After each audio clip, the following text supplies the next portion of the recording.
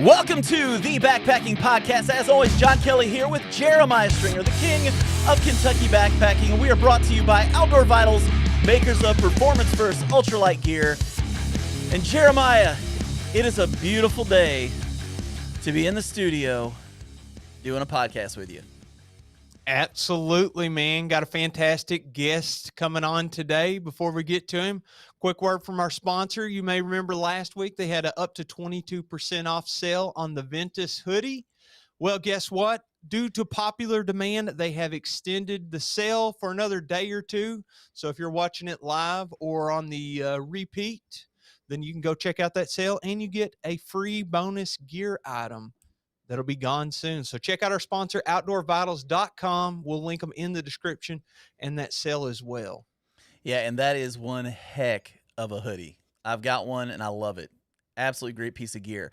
Jeremiah, I don't know about you, but I don't want to waste a whole lot of time chit-chatting today because we have a great guest with us. He's been on the show before, but we want to celebrate some things with him today, especially his most recent accomplishment that probably you or I will never get to experience. And that is crossing the 500,000 subscriber plateau. What an amazing achievement. And so, ladies and gentlemen, we want to welcome to the show our good friend, Mr. Steven Smith of My Life Outdoors. What's up, guys? How are you doing, man? Who's cheering? Who's Oh, that's our live guests. You didn't know we had those? Oh my Studio I audience had no is here. idea. I was like, you guys got your kids in the background or something, man. I was not expecting to hear cheering. So, oh yeah, absolutely. Thank you very much. You don't just get cheers; you get one of these. Woo, buddy! Shug is here for you, man. Shug is here for you. I don't know how I feel about that, but I appreciate it. Well, welcome to the show, man. We got a bunch of people Yeah. here in the chat that I'm sure are going to slam you with some good questions as we rock and roll here today. So John was saying you crossed the 500,000 mark on YouTube. We had you on the show, I don't know, it might have been a year or two, maybe even more now. And your channel has exploded. John was saying before the show, we kind of remember the likes of Darwin and Dan Becker and Dixie from Homemade Wanderlust, among some of the top names in the, if you will, backpacking YouTube community. And now there is another big dog in the mix as well. How does it feel, dude, to have worked so hard doing YouTube full time, and now you've hit this huge achievement and you're still growing? It feels surreal, to be honest with you, because it was far beyond everything that I ever could have dreamed of. I had no idea whenever I started this journey that I was ever going to be there. I remember looking up to a lot of those guys that you talked about just a moment ago, and still do in a lot of ways. Look up to those guys and just think, my goodness, like those are the guys that know how to do it, are doing it right, and all that kind of stuff. And to this day, I still could not tell you why people watch. I mean, I could make like a. Here's the thing, go ahead. Man. That's why. What you just did is why they watch, because you don't have a big head. You're not one of these guys that thinks you're all world. You're just dude, I can tell you from knowing you for a few years now, you're just a normal guy. And I think people appreciate that. I'm just a guy with a camera. That's all it is. And I think people appreciate that. And I think that's been the allure of your channel for years. And not only that, but you make incredible videos. And you've done something that a lot of us don't have the bravery to do. You've stepped out of the typical, and you have done like scientific tests, and you buy coolers that you put sleeping pads in and sleep in them, and you create like waterproof testing gear. And where in the world did you get the ideas to do all of these things? Okay, so that's something that I've been focusing on for, I'd say, the better part of the last 2 years. I've been focusing on that, and it really stemmed from the desire to want to say more than just my opinion about things. And so, it's really easy, and I still do this to an extent because it gets very involved whenever you start trying to test every single piece of gear. And so, to some extent, just to get content out and in a timely manner, you got to do something where it's like, okay, here's my opinion on this, and hopefully people still value that. But I wanted to offer something more than that. It was just like, well, I like it, or I don't like it, or whatever the case may be. And so I was like, well, let's find a way to do something where I can actually say this is better because of this, and I can point to some numbers, and I can point to some tests, and I can do all that kind of different stuff. And a lot of it, I think you and I maybe have talked about this before, maybe even on the podcast. I'm not sure, but I was a big fan of MythBusters when Adam and Jamie and Tori Grant and Carrie were all on the show and doing their thing. I've never missed an episode. I've seen every single episode of the MythBusters. I've gone back through a lot of them with my son and watched a bunch of them, and have gotten some ideas about things just from watching MythBusters and being like, like that's the kind of stuff that I really enjoyed. Was like show me why this is the way that it is and why it works the way that it works. You want to have your That's day made? something that I want to provide. Do you want to have your day Yes, made? please. This Yeah, is a tell me. comment that just came up. Steve is the Mythbusters. Adam ruins everything of the backpacking world, informative and entertaining. And that comment was before you ever said that. So, I mean, if that's what you're shooting for, apparently you're hitting the target, because it's gotten noticed, which is really cool. Also, Yeah, I wanna well, throw so I this- mean, it's a combination of things. So it's the MythBuster stuff, and then it's also some of the documentary type, creators that I've seen online and stuff like that. And so I mean, basically anything that I watch and I'm like, man, I really like that, I start looking for ways to kind of incorporate it into what I'm doing. And so that's really where it comes from. Man, that's awesome. Hey, we want to real quick before we do anything else, thank Derwin Off the Rails for the $4.99 super chat. It says Darwin Schwarwin. Who's that? I hope Darwin's not on here right now, man. I don't know if you knew this, Steven. That is the alter ego of Darwin on the trail, is Derwin Off the Rails. So I was picking up on that a little bit. he's here quite a bit. I want to hit a couple more comments real quick while we've got a break to do that. First off, Packraft the World said hello all from the I'm supposed to be doing work, but this is way more fun network. We posted ahead of time that you were the king of backpacking YouTube, and somebody said, no, I'm the king. I have no idea why that's so large on the screen, but it is. Steve Wright says, glad Jeremiah didn't get hit by the tornado. I would say we're all in the same boat on that one. Ben McMillan says, I saw that guy at Trail Days. Even better looking in person. Ooh, better watch out. Ben McMillan's hitting on you. Ben is much better looking in person. Yeah, that's true. That's true. I've seen him. Loafer X, what a great treat for a Monday. And it is a good treat, man. We're just glad you're here. Tell us a little bit about moving from Texas to Colorado. We talked about this before we got on here, but you made a major family move. Once your channel got to a certain point, you left your home state, I guess the state where your kids have basically been raised. Am I right on that? Yeah, so I mean, I was born and raised in Texas, and most of my kids, well, I guess all my kids have been born and raised in Texas. But we have been all over Texas up until this point. So we were, so I started off in the Dallas-Fort Worth area, and then we moved out to West Texas, Midland, Odessa, and then we moved out to the Tyler area, so East Texas. And so we were all up and down, those that are familiar with Texas, all up and down I-20 in Texas, which is a huge area. So, I mean, you're talking a 7-hour difference between Tyler and Midland, Odessa, all within the same state. But we lived in all those kinds of different places, lots of different areas. But to do what I was doing with the channel, I was traveling about a week every month. So I'd be gone for about a week every month of the year, flying out west a lot of the time, spending a lot of money to go out west and rent a car, get a hotel before and after the trip started, go backpacking for a few days, plus the airfare and all that kind of stuff, and just being gone away from my family. That it got to the point where I was like, you know what, I don't think I want to be gone as often, or at least not as long each time, so that it seemed like every time I was going, like you had to make it at least a week to make it worth the trip. And so we moved out to Colorado, which has been a lifelong dream of mine. I always wanted to live in Colorado, and moved out here, bought a house, got a little bit more space for everybody. I've got 4 kids, and everybody was sharing a bedroom in Texas. So we got a little bit more space. I got a studio out of the deal. And now I'm just, as I was telling you, I'm an hour from the mountains, and I'm 2 hours from world-class hiking. And it is amazing. and I love it. I love being able to be that close to mountains. I love being able to see the mountains as I'm just driving through town, and it's been a great opportunity, and I'm really thankful for it. So you now, instead of being gone for a week to do a trip, you can be gone 2 or 3 days. Yes. Yeah. I can be gone 2 or 3 days, or I can even just do an overnight if I need to and get out, film something, test some gear, get back, be with my family, and I don't have to feel like, I'm not spending as much money and I'm not spending as much time away. And so, Man, that's Well, incredible. here in just a minute, I'm wanting to hear about some of the trips and experiences that you've gotten to undertake after, all this backpacking and doing YouTube, and then it creating avenues for you to take these trips. I want to hear about these trips and some of the stories, but I had a couple more YouTube questions for you, if that's okay. yeah, I love talking about YouTube.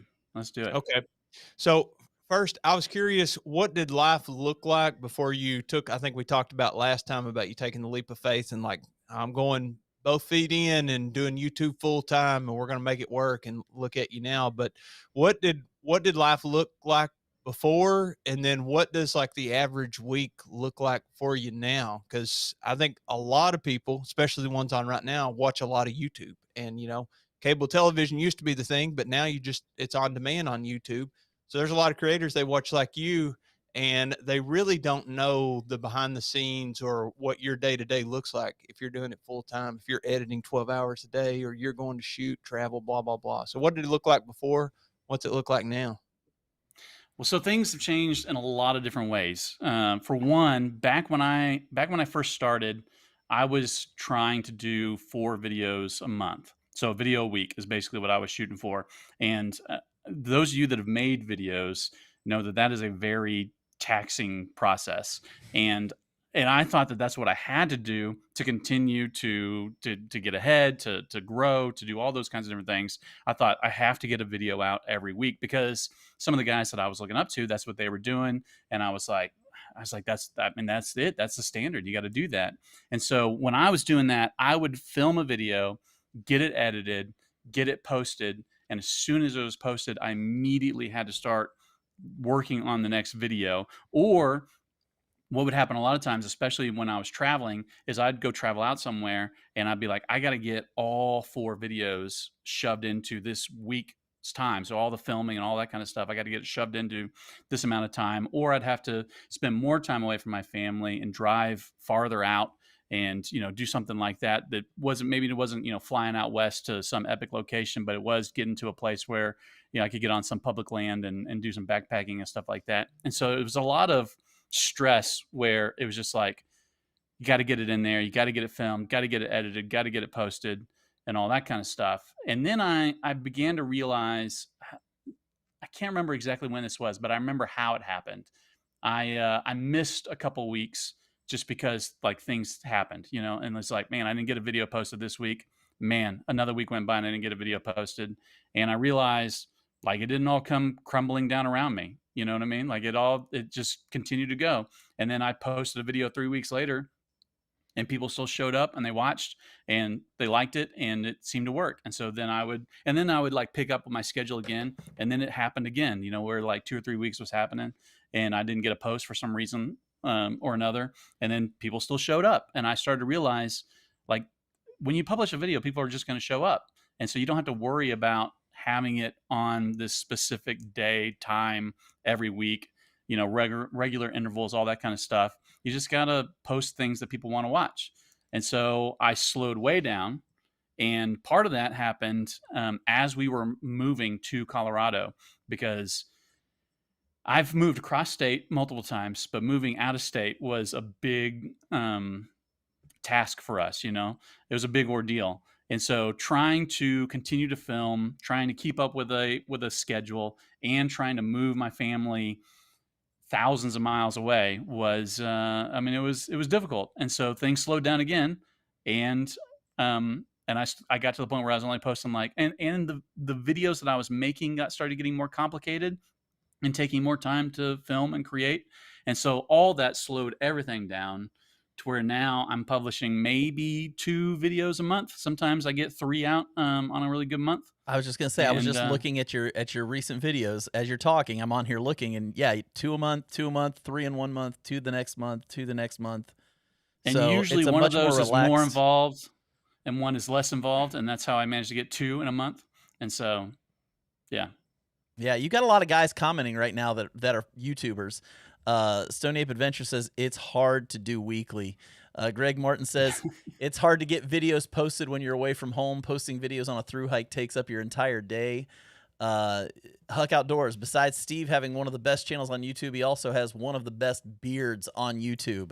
I had to make sure that got in there because people need to respect the beard. Let's just be honest. Yeah. That thing, you are one of those blessed people in this world who you don't just have a beard, you have a true man beard. That thing is thick and bushy and manly as all get out. So Well, props to thank you. that. Props to that. Something you may not know about the beard, but this is as long as it will get. I do not trim it to this length. I just let it grow, and it got to this and it stopped, and it won't ever grow any longer than that. I don't know why. That's awesome. That's Yeah. awesome. I don't know if I want that or not, honestly. I think that's fantastic. Now, David Cooper wanted to let you know too. My wife, who hates gear videos, loves Steven Smith videos. Well, tell your wife thank you for watching. I appreciate that. So Steven, let's talk a little bit more about the YouTube stuff. Let's talk a little bit Okay. more about this. When you go out to do a video, and I think this is kind of an inside look that maybe a lot of people don't get. When you go out, what goes into your mind when you're putting a video together? Do you kind of store it? Do you actually storyboard it? Do you write out notes of what you're going to do? Or do you just get out there and kind of in your mind go, okay, this is where I want to go. These are the shots I want to get. This is where I'm going to go do that. Yeah, so I write everything out.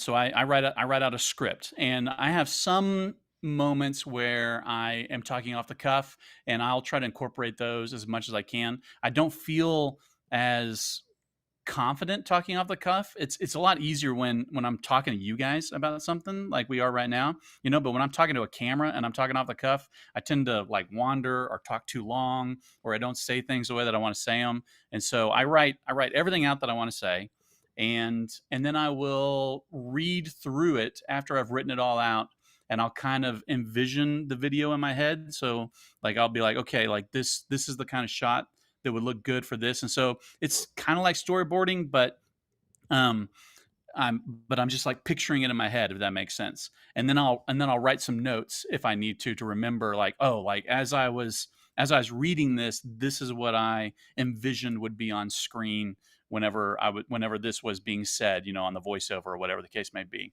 And then I'll like chop it up and say, okay, I think this is the kind of thing that needs to be said talking to the camera, so like selfie view, or like set up a shot where I'm walking towards the camera or something like that.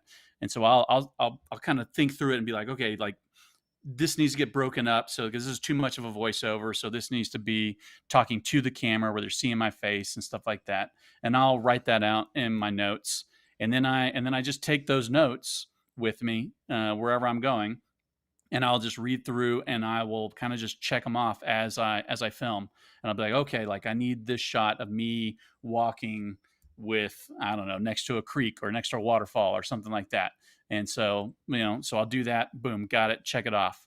And then like, oh, I need a shot of, and some of it. So like with gear, especially, I won't think out the shots so much. It'll just be, I know I need to get a large variety of shots. And so like, I'll just like, all right, I've got a tent that I'm talking about. And so I need to make sure I get a ton of shots of the tent, and, like pan here and go wide here. And I did a video just recently for Insta360. And I talked a little bit about one of the tools that I use to help me make sure I get the shots that I want, which is the 9-shot rule.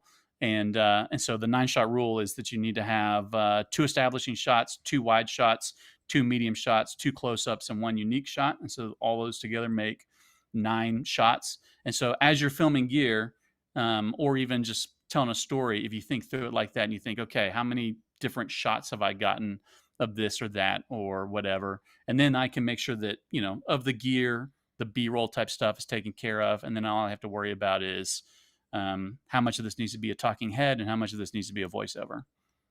That's So very incredible. Yeah. slick. And it's that just hearing that explains so much about your videos and why they're as good as they are, because they're very well thought out. And I am that guy, man. Like when I was doing videos all the time, I was the guy that I'm having to cut half of what I'm saying because yeah, I just get on there and start rambling and it's like, oh my gosh, why did I talk that much about, I don't know, like a clip? You know, like why am I talking yeah, about this so much? So I get that. yeah. Well, and I get frustrated with it too, like stuff where I don't know what's going to happen, and so I just have to let the experience happen for a little bit before I know what's going to happen else in the video. And so then I'll just do like off the cuff talking, and whenever I get into the editing room, I'm like, man, I talked for like 3 minutes about this thing, and like there's no way that I'm going to put that in the video. So why did I talk so much about it? That's a whole video by itself almost. Yeah. Ben McMillan, he said he gave, first of all, it's a super chat, $11.02. I don't know why it's $11.02, but it's Ben, and that's a Ben gift. Thank you, Ben. He said, "What was it like the first time you went to a large gathering like Trail Days and got recognized?"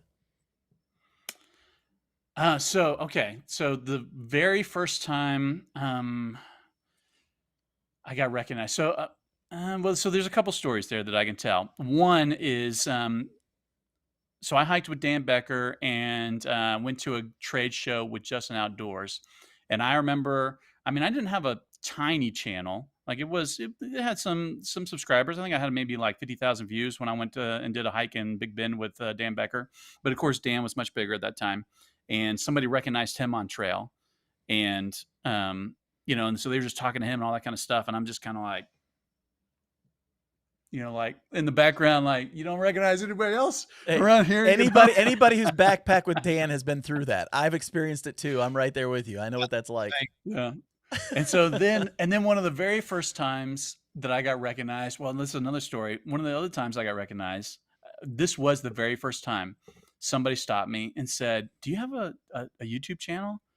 And I was like, oh, yeah, I do. And he's like, "Is your name Darwin?"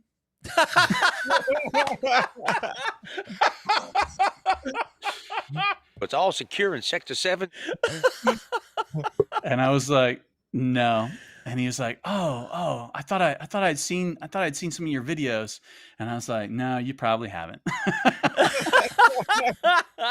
So that was the very first time. And then one of the early times I remember, I was at a trade show with Justin from Justin Outdoors, and a guy walked up, recognized me, and Justin was standing right next to me, and we started talking. And the guy was like, "Man, I just love your videos. I watch so much YouTube. Like I'm like constantly watching backpacking videos on YouTube, and I just love what you're doing and blah blah blah blah blah and all this kind of stuff." And Justin's just standing there the whole time, and he's like, "You're constantly watching backpacking videos this entire time, like that's like basically all you do." But never once did he recognize Justin. And I was like, "Man, I've been there." Like I feel for you, Justin. And so, but then later somebody recognized him and didn't recognize me. And so I was like, "Look, now we're even," and all that kind of stuff. And so, I mean, that, I don't know, it's a surreal experience. I remember the first time I got recognized on trail. And like I took a picture with the guy and I told him, I'm like, "You're the first person to recognize me on trail, and it means so much to me," and all this kind of different stuff. And then so I was gonna say, so was that you at Trail Days, Joey? So because somebody stopped me and had me sign it was either a bandana or I can't remember what it was. It was something. And I told him, I was like, "This is my very first autograph that you're getting right here." And it was just this last weekend at Trail Days. I was like, no one else has ever asked me for an autograph before. And so that was kind of an interesting moment. And then I did two this weekend at Trail Days.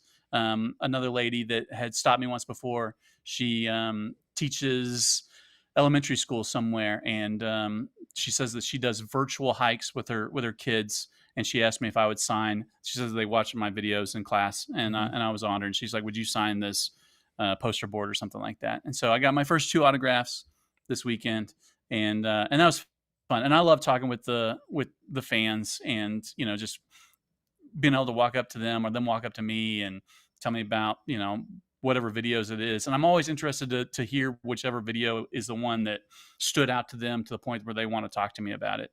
And I always love doing that. So. Yep. And according to Joey, that was him. Joey Outdoors. That was him. Hey, Joey, you made my day. So appreciate you asking. That is really cool. That is really cool. I'm sure you all saw the Outdoor Boys. He is taking a step back from YouTube due to the fame. What are y'all's thoughts on that? Bummed. So Bummed. I do think that is a sad thing. I was sad to hear him say that it was because of the fame that he was backing away. Like I understand, that maybe not everybody wants to have people like DMing them asking about gear or whatever the case may be, and I can't even respond to all those requests that I get, and I'm sure that he gets much more than I do. But I don't know. I just felt like if I was in that place, I probably wouldn't tell my audience that that's the place that I was in. You know what I mean? I would say, Mhm. hey, it's been fun. I want to spend more time with family, less time traveling, something like that.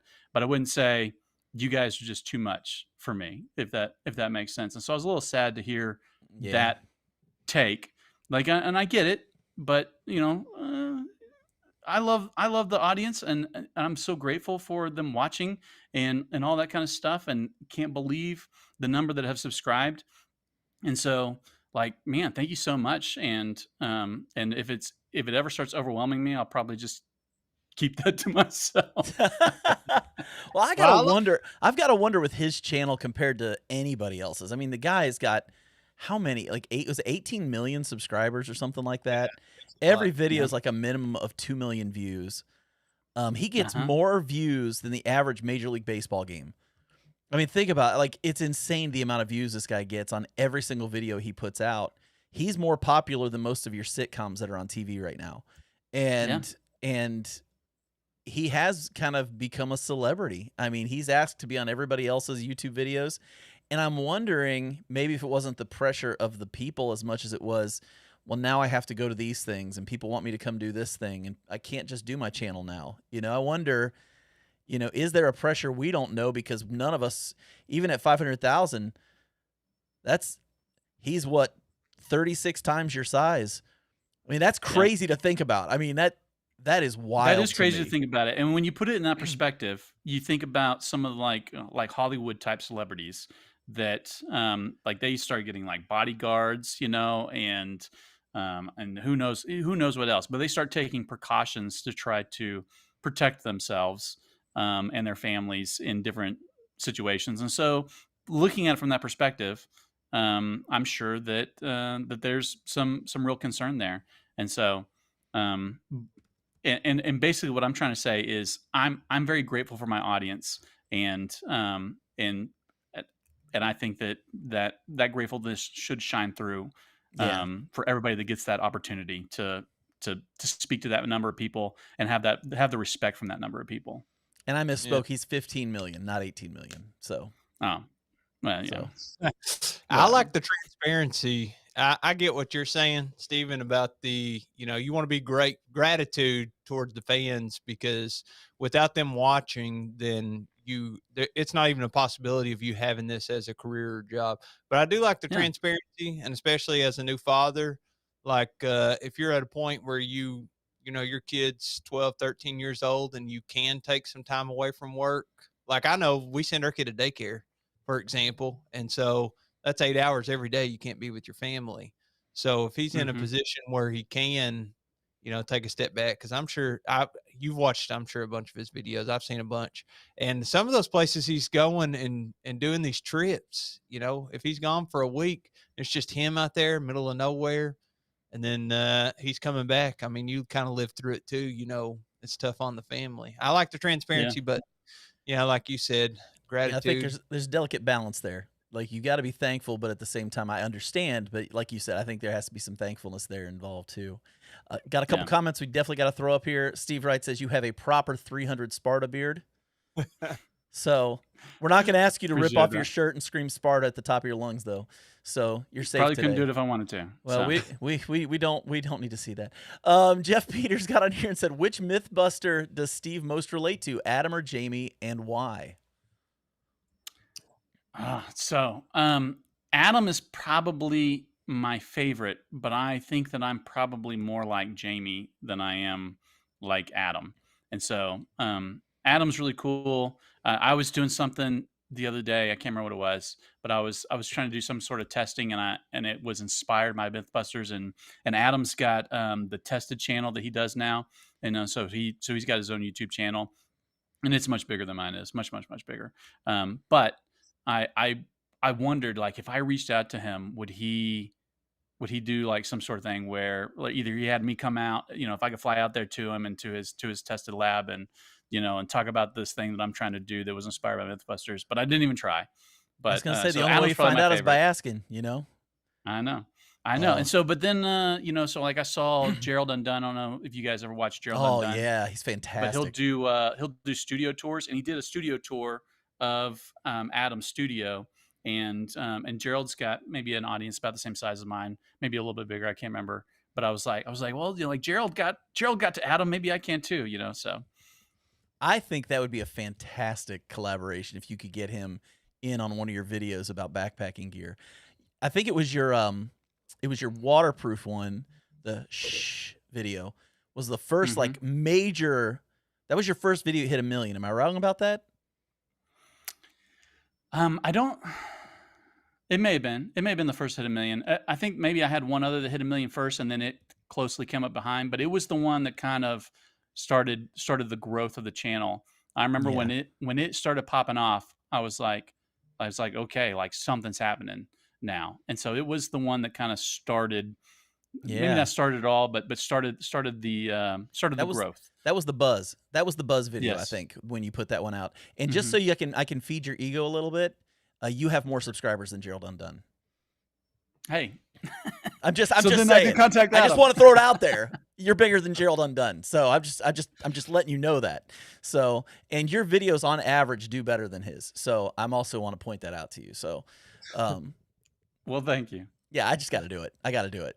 So You feel like you got kind of an unexpected education from doing YouTube? I hear Joe Rogan talk about this on his podcast. He's like, I've talked to all these guests and stuff, and he's learned a lot of just random information from different experts in different fields. I thought, man, you've been doing YouTube full time, and I can't remember what you said that you done before you started YouTube, but I had to figure, just like me. I mean, I started with just a camera phone, and then you were like, well, I got to figure out how to use a camera. Oh, I now have to figure out how to work all the things on the camera, and then you got to learn how to edit, and then all the ins and outs of YouTube, and algorithms, and increasing the quality of this content. And now I got this complex video that I had to film, and I had to learn how to get from point A to point B efficiently. And now it's a full-time business, and I need to hire an employee. And you feel like you kind of got an unexpected education from start to finish? Yeah, so like from the video side of things, like I knew how to make a video before I started doing YouTube, but it was a much more involved, cumbersome process for me. And so like I learned how to streamline the process a little bit more, but like I knew what needed to go into using a camera and lighting and audio and stuff like that before I started YouTube. One of the things I think YouTube taught me the most about is marketing. Like I understand marketing a whole lot more now, and not even from like because I don't like the idea of like I'm marketing gear that I'm talking about. When I talk about marketing, I'm saying I have to market my videos so that people will watch them. And a lot of that comes from the thumbnail and title. And I know that there's a lot of people that got a lot of strong opinions about thumbnails and titles out there. And sometimes they let me know in the comments, and sometimes they make, public comment wait, elsewhere about it. people say rude things in comments. Oh yeah. Oh yeah. Really? People I've say never, rude things all the time. nobody's ever done that on my channel. Everybody just like super nice, never says a mean You must have a thing. bunch of bots. Oh man, no, they just. I mean, I just heard a dog barking. Whose house is that? That is my house. And so hopefully she stops here in a minute. I don't know if that was your dog or if that was Jeremiah's dog, Golden Graham. I wasn't sure. It's usually my dog. That is why he's saying that. I'm gonna say if you're listening with headphones or you're in I'm your gonna car mute right my now, dog. you're gonna hear the dog. For those who aren't watching right now, Steve literally just muted his microphone and yelled "stop" to his dog. I Hey, like it. Usually, if it's not my dog, it's the baby crying, man. It gets me Yeah. every time. that's great. I put a question out there for everybody, and I want you guys to see this. I put it out there. What is everybody's favorite My Life Outdoors video? I would like to know which video you guys like, because I know there's a bunch of them. And the reason I asked that is because you did something to me, Steven. You got me. It's not often another YouTube creator gets me, but you got me to buy a backpack. Yeah. Speaking of marketing, You actually, I got done. This is no joke. You did a video, it's your last video, your most recent video you did. It's called "You Never Seen a Backpack Like This." And I watched that video and I remember going, I've never seen a backpack like that. Yeah. I want that backpack. And so I literally ordered it 5 minutes after I got done watching the video. yeah. And, Well, you know, I appreciate that. I hope you used the affiliate link. Yes, I did. And I got it in, and I'm telling you, man, for those who haven't watched that video, watch that video. It's not often that there's a revolutionary backpack. Most Yeah. backpacks are basically the exact same thing. I think that's fair And to so say. that video has done fairly average for me.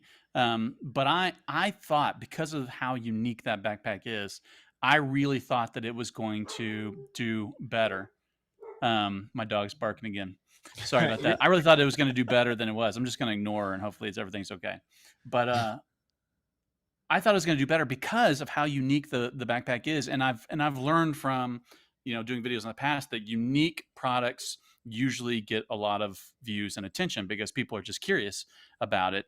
And in talking about things that you learn from YouTube, like I learned on this video that I did something that I think ultimately hurt the video, and it was that the most prominent feature on that backpack is the large chest pockets that you have on the front. The balance bags is what they call them. And you're showing the back of the backpack.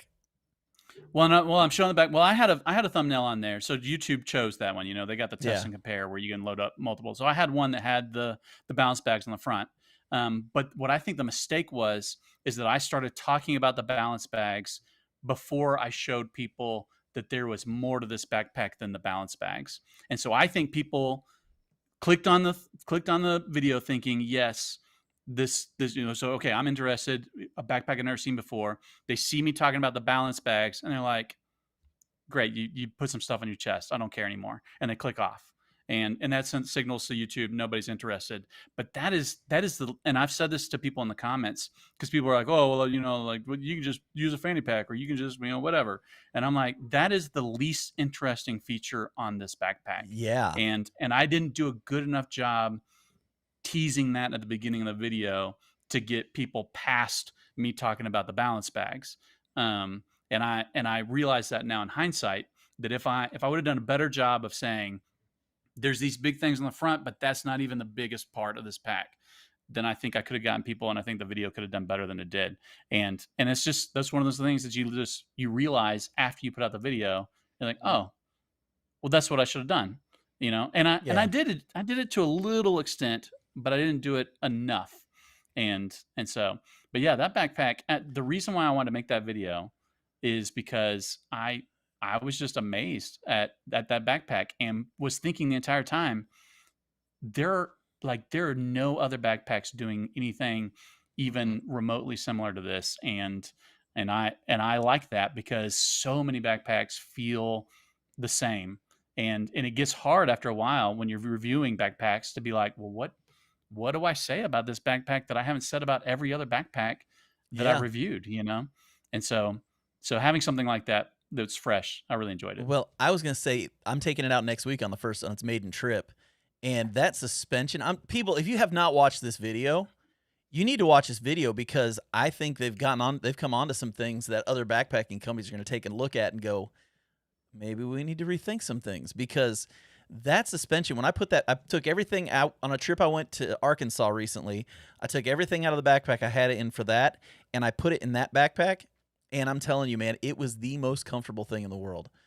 I couldn't get over it. And when you move, it's almost like only your chest and everything moves. It doesn't. The backpack itself is just kind of free floating behind you almost. It's a weird Mhm. feeling. I don't know how to describe it, but And I, so they were at Trail Days this weekend, and they had all their different packs that they've got, and pretty much all of them have that suspension and have the balance bags. But I noticed that they also have a pack that's got a running vest harness. And yeah. I did another video early on where I was like, and I think I titled it the same thing. You've never seen a backpack like this before, and it's the first time I saw a backpacking backpack with a running vest chest harness. And I love those chest harness. I don't use them as often as you would think I would because I love them so much, but they carry things differently. And so seeing that they've got the suspension combined with the chest harness, I was like, man, I want to check that out because I think that might be the holy grail of backpacks right there. Yeah, I'm telling you, man. This I was shocked when I watched your video. Like I said, it's been 3 years since I spent money on a backpack, of my own money. You know, if somebody wanted to send me one, yeah, I'll check it out or whatever. But I've been using a Z-Packs Arc Haul, the 60 liter, for 3 years now, and have had no desire to look at anything else. And you Mhm. did that video, and I spent $360 like 5 minutes after the video was over. It was like, which is not normal. You know, I don't just fork out money like that, but I was like, that pack is pretty awesome. And I'm not going to lie, now that I've got it, I'm really excited. That's probably going to be my go-to for the whole summer. And not even just the suspension, but the way it connects in the front. I Mhm. love the latch system in the front. You can take the chest packs off. They don't have to be on there. So if you're Yeah. carrying a lower load, you don't really even need those chest packs if you don't want them. But yeah, so you are very effective at what you do, Steven. That's basically the whole point of this. It wasn't even about the pack. You were very effective at getting us to go, wow, I kind of want that. And I don't know if that's necessarily what you're trying to do, but you're very good at it. Well, and I would argue that the backpack really is what sold you, and I was just pointing out things that the backpack had, and so all I became was the mouthpiece to show you, like, hey, look at this. You've never seen anything like this before. That's interesting, but you probably would not have bought that backpack if I was just like, John Kelly, you need to buy this backpack. Unless it had the features, had the things that were appealing to you that I just happened to be pointing out. And Well, so I think y- the backpack probably is what got you, and well, I get just happen to be this. the messenger. You're going to love this. Ben McMillan just got on here and said it's the first backpack I've seen in person that I was truly jealous over. And that's How coming about from a that? guy who makes backpacks. I mean, that tells you something. So, and we got some comments in here, and I want to make sure I don't miss these because we asked everybody, what is your favorite video of Steven's? And the first one on here was, my favorite video was the rooftop tenting or tent testing. That's one of And my favorites too. get ready for it because it said a lot. The tents on top of the moving vehicle video was so cool to watch. The tent strapped to the top of the car going 60. I think we're getting a theme here. Wind test of tent in the roof of his car. And then here's another good one. It says, I love the video ripping on the MSR Freelight and his head shaking on the water dripping into the tent. Hilarious, but I thought I bought the tent anyways because I live in the desert. So I remember that one too, where you were frustrated early because one. the water kept dripping into it. Yeah. And then we're getting comments about this backpack. Like people are starting to comment about that. Let's see. It says Greg Morton Outdoors says, I saw the Arn backpacks in a gear store in the Springs about 2 weeks before the video. I thought they were some of the most unique packs I've seen. Unpacking backpacking says it's great. It's a great bag even without the balance pockets, but they are effective. Let's see. Rod Outdoors says the Arn packs have great designs, just hard to get over the chestnuts and green color. Chestnuts and green color. Then Unpacking Backpacking says chest harness and suspension and full frame that won't barrel even with a bear can. Unique. So a lot of Well, and comments about that backpack. I was carrying a bear can with it whenever I was testing it for the first time. And so, I had no problems, and I have seen that before. And I've had a problem with that with my Arc Haul 60, which I'm not even sure I've ever actually gotten a bear canister inside my Arc Haul 60. I think I've always had to go somewhere else to get a bear canister in it. Yeah, those Arc Halls, they're not real honest about the space inside of those things. If we're being honest, you get a 60-liter arc haul, you're really getting about a 45-liter backpack. Let's And just so I shoot think straight. so I did some testing around that, and it was because the Arcall 60 and the Exos Pro 55 were two of my favorite backpacks for a long time, and they're both 60-liter backpack. Well, 55 and 60, and I was like, the 55 feels so much bigger, and I was like, somebody's not telling the truth, and so I did a test. And then found out, which I mean, this goes to show, like even when you feel like you know a lot about gear, you don't know everything. Then found out that a lot of times manufacturers will say it's main compartment or it's main compartment plus all the pockets. Right. And that's what Z-Packs is claiming, that you can get 60 liters if you include the full capacity of all the side pockets, the mesh pockets and things like that. And so, but the Exos Pro 55 is 55 liters in the main compartment. And so that's how it feels different. It just depends on how they're classifying it. Yeah. Yeah. I've seen a lot. Like I think HMG has a backpack that's 50 liters and it's way bigger than Yeah. the arc haul. So yeah, you're right. It's just the way they do it. We've got a question for you. What is your favorite beard product? Outdoor Beards, another company, or is it just all natural? It's all natural, you know. So I used some outdoor beards products there for a little while because of your podcast actually introduced me to it, and I was like, you know what, I'm going to try it, but just found that I don't like using a whole lot of product, and so I just use shampoo, and then I will actually use less. So I will wash my beard less often than I do my hair to allow some of the natural oils in my beard to linger longer. You know, so I'm not just washing them out, and Mhm. that's all I do. And so I don't put product in my hair. I don't put product in my beard, and I just let it be what it is. So Man. Wow. I put product in my beard today. well, there I'm you go. afraid I'll get split ends. Well, Hunter's Trip got on here and said, "Hey, y'all, it's great to see everyone at Trail Days." Hunter's Trip, man, Hunter is just a good dude, and he was one Hunter, of the folks. did we meet while we were out there? Have to ask him and see if he did. But Hunter's Yeah. one of those guys that he's an AT through hiker. He is one of those guys that he's a sandals hiker. Yeah, a He true hikes with ultra rider too. minimal sandals. Yeah, in gingy socks and sandals. Every time I go with him, he's carrying like literally, I would say a good 25 pounds less weight than me. Every Oh time. yeah, Wow. yeah. When I 25 went, pounds less. That's a lot. Yeah, that's, I don't know if that's good for him or bad Either for me. Well- you're carrying a lot or he's barely carrying anything. it's both. It's actually both. Let's just shoot straight. Jeremiah is not what we call an ultralight backpacker. So let me Okay. ask you. This is what I think is one of the little dirty questions of YouTube, especially whenever you're talking about niches like backpacking, for example. And there's Hunter's comment. Yeah. You'd Yes, recognize. I remember now. Sure. Yeah. Sorry, Hunter. I'm so bad with names, so forgive me. So I'm curious, how much testing can you do? You do YouTube full time, you're taking trips, and you make videos on stuff. And I think people always want to know. So this backpack, for example, some videos can be more in depth, some can be a little bit more surface level, some can just be opinion, and some are super complex, like you were talking about earlier. And how much testing do you get with a lot of the we see a lot on camera. You know, you're coming up with all these tests, and we talked about Mythbusters and all this, but what do you think?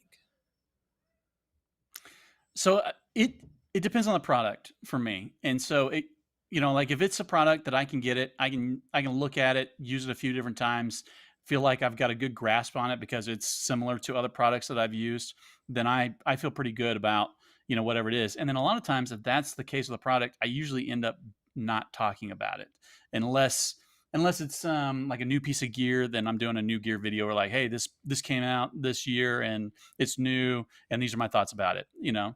But if the product, if I feel like it has something a little more interesting to it, or if there's a big claim that comes along with the product, you know, or like where they're claiming, oh, well, it's, you know, it does this or it does that, you know, and I'm like, does it? Like, I kind of want to find out, And so that kind of inspires the more in-depth testing and stuff like that. And so it really kind of depends on the product.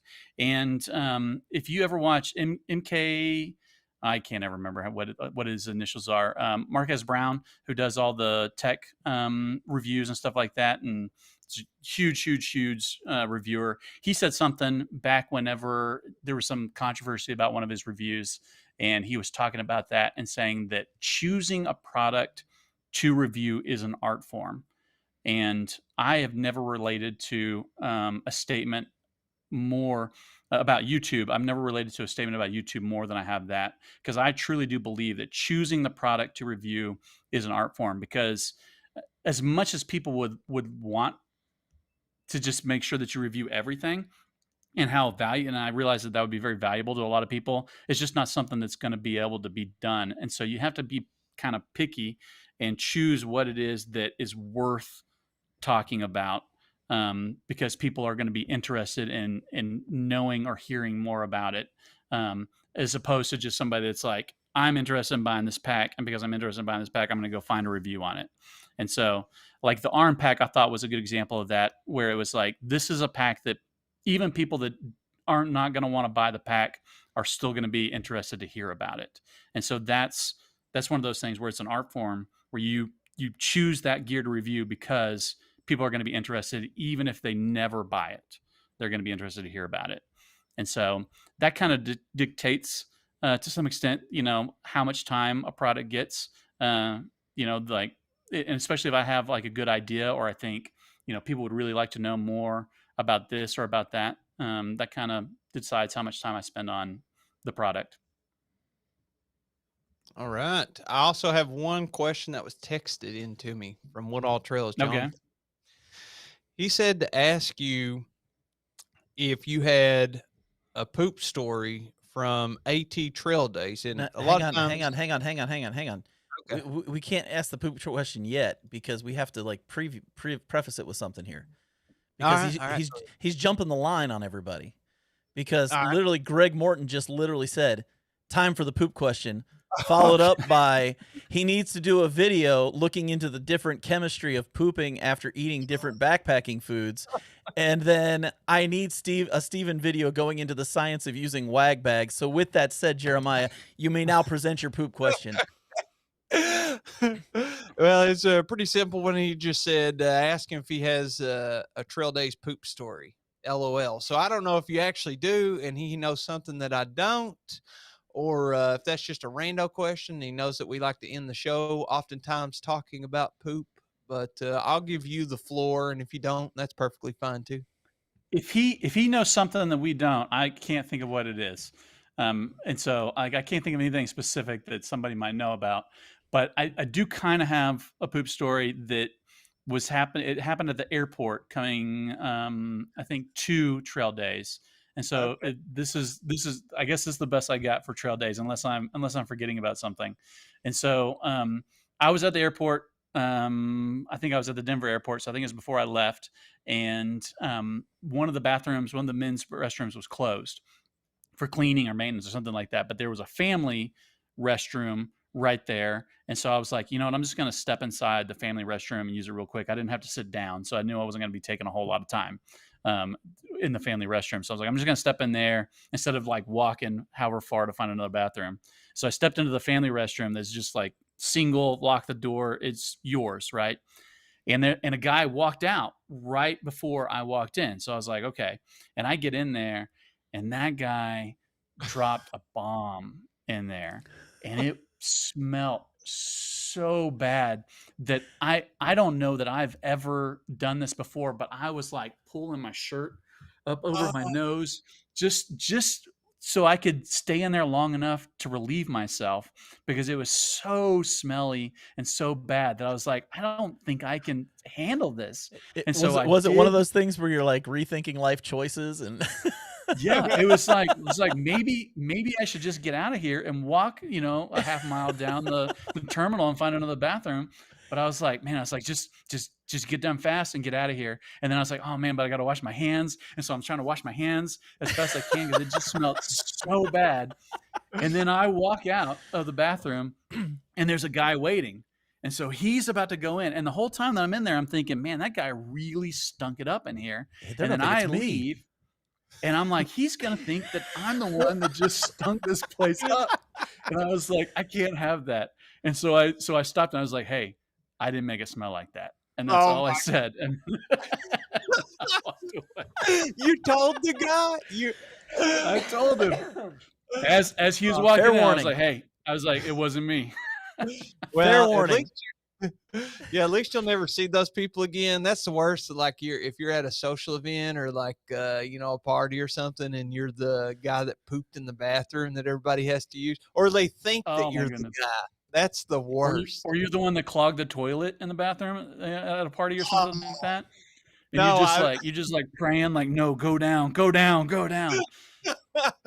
Oh man, dude, this happens at work. We have one staff bathroom on our side of the school, and you got to be careful who you go in there after. I'm a public school teacher, dude. One of the coaches, he doesn't work there anymore, but one of the coaches, he was like 380 pounds, 6'8". He was gigantic, man. If you went in there after him, he was also a speed pooper, which is really confusing. You're like, oh, it can't be that bad. And then you go in there after him and you're like, exactly what you're saying. You go in there, you're gagging. Like, he definitely did not use the poopery spray.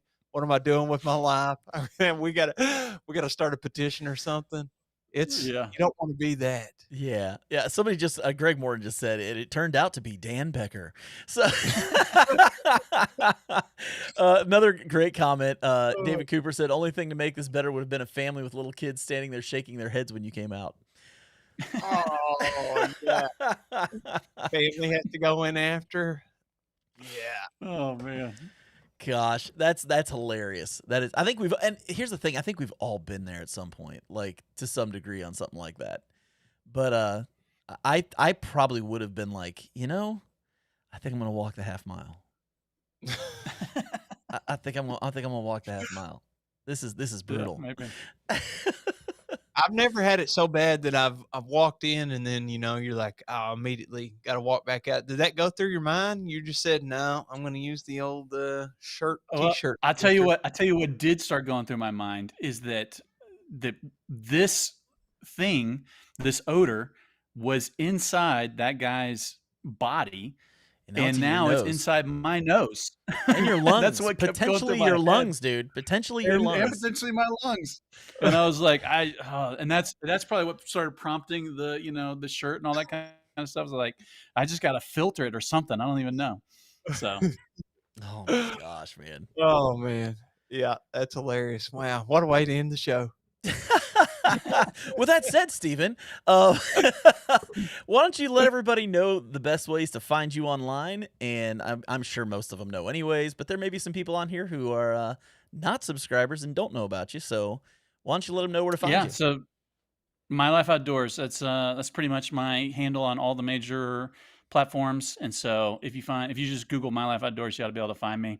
If we were talking about Outdoor Boys, and he's talking about people stealing his content, and I know that his gets stolen a lot more than mine. But if you see me somewhere and the handle isn't My Life Outdoors, please report those people and let me know, because they're basically taking food off my family's table. So yeah, we can't have that. Let me, before we get off here, let me ask you a quick question about this. I would love to get your opinion on it. John, is that okay if I ask him one more question? I mean, you're 50% of the deciding board members of this whole thing, so you can do whatever you want, man. Well, we're about to wrap there. I just want to make sure. So I've heard differing opinions on this, okay? And some people say it's a double-edged sword. So I watch all kinds of different stuff on YouTube, and oftentimes I hear people say exactly what you're saying. They'll be like, yeah, I saw you on TikTok, and the creator will be like, yeah, but I don't make TikToks. That's people that's stealing my content, uploading it under a different username and making money off of it. And it's taking food off of my table. And I'm the one putting in all the work, and they're the ones getting the reward from it. And that's not okay.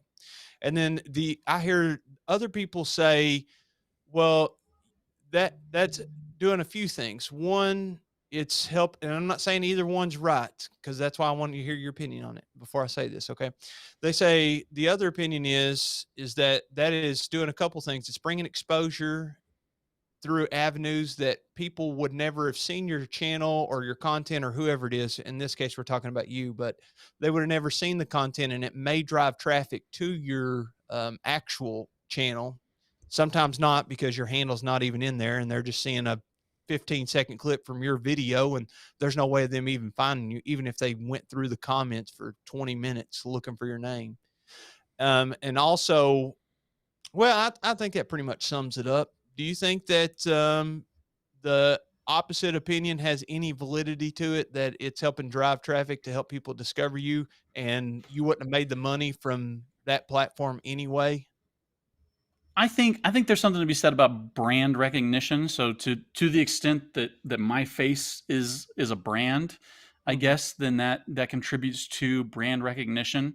But without knowing, like, oh, so I mean, like when you recognize Nike as a brand or McDonald's or whatever brand it is, like you're remembering the name.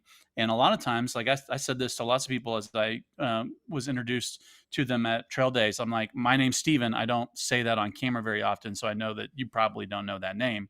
And so, like, because I don't say that, or I don't even say my channel name on any videos that I make, really, I don't think that brand recognition, all it is if they happen to see another video, they're like, oh, I've seen this guy before.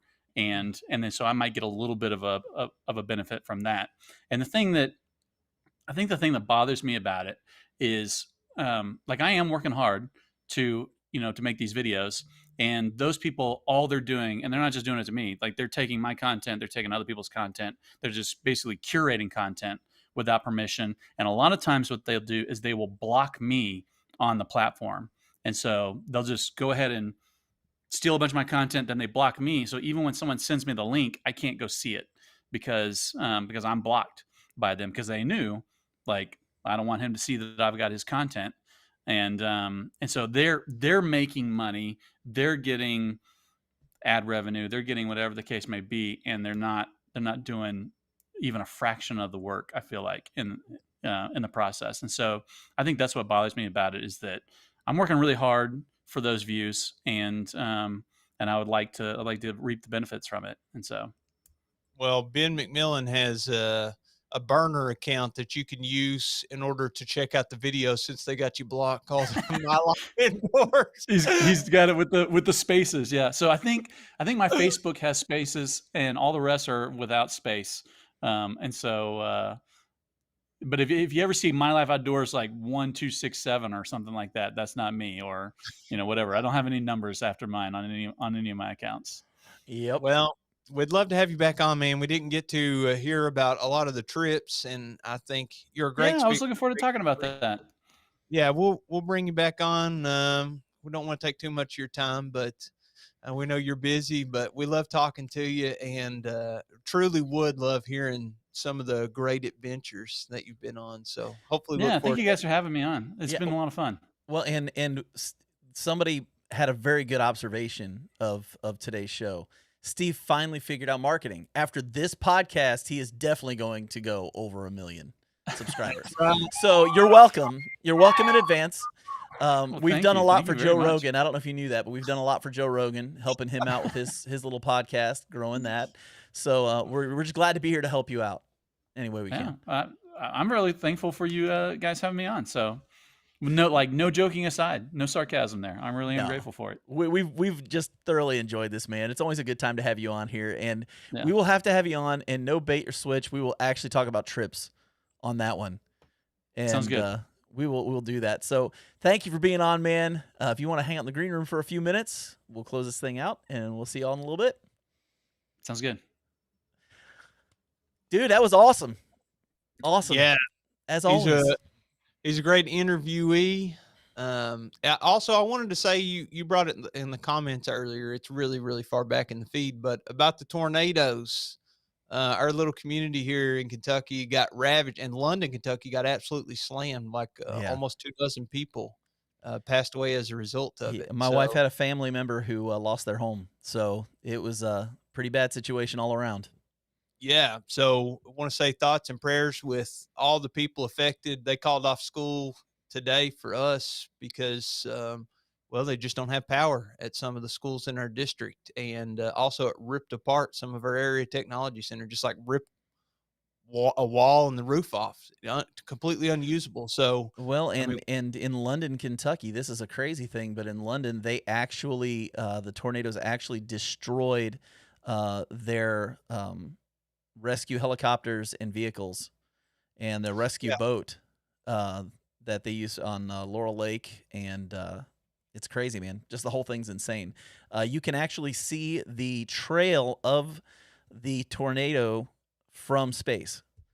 They yeah, showed a Google Earth picture of the trail going through the woods in Kentucky. I think Cumberland Falls and a couple other places don't have any power right now. mm, There's just some different places just really it's a mess. I mean, it's the worst tornado to hit Kentucky they think ever, honestly. So yeah.